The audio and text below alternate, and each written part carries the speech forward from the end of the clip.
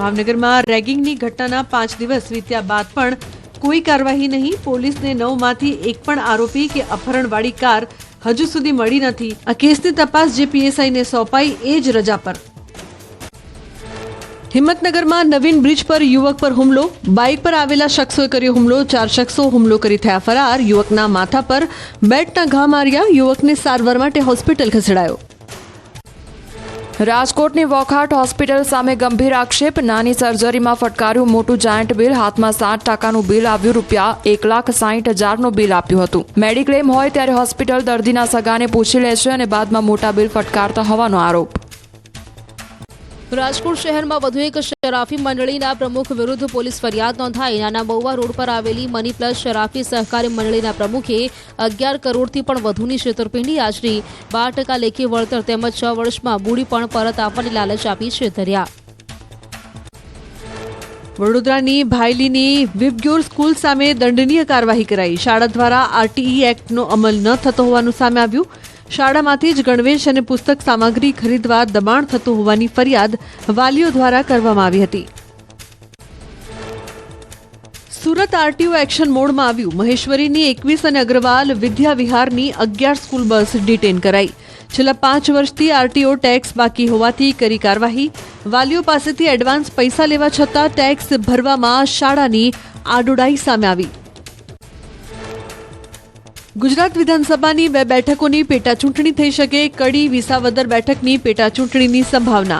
આવતા દિવસોમાં યોજાઈ શકે છે પેટાચૂંટણી. કડીમાં ધારાસભ્ય કરસનભાઈ સોલંકીના નિધન અને વિસાવદર બેઠકની ચૂંટણીનો માર્ગ મોકળો બનતા પેટાચૂંટણી યોજાઈ શકે છે.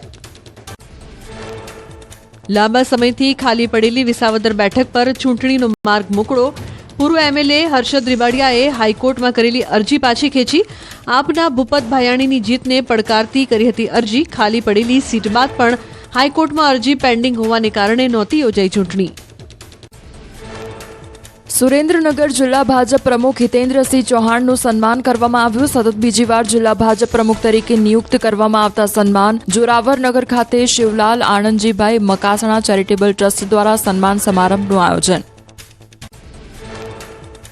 મહેસાણા મનપા બન્યા બાદ હવે નવા ટીપી બનશે. મહેસાણા શહેરની ટીપી 3 અને 5 માટે એજન્સી નિમણૂક કરવાની તૈયારી કરાઈ. નવી ટીપી બનતા રોડ રસ્તા પહોળા બનશે.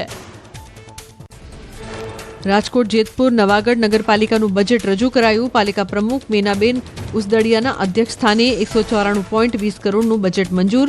ભાદર ડેમથી નવી પાણીની પાઇપલાઇન માટે 25 કરોડની જોગવાઈ કરાઈ.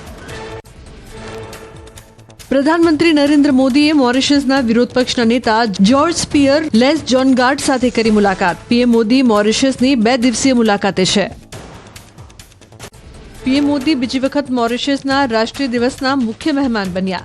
પ્રધાનમંત્રી નરેન્દ્ર મોદીને મોરિશસનો સર્વોચ્ચ રાષ્ટ્રીય પુરસ્કાર અપાયો. 2015માં પણ તેમને મળ્યું હતું સર્વોચ્ચ સન્માન.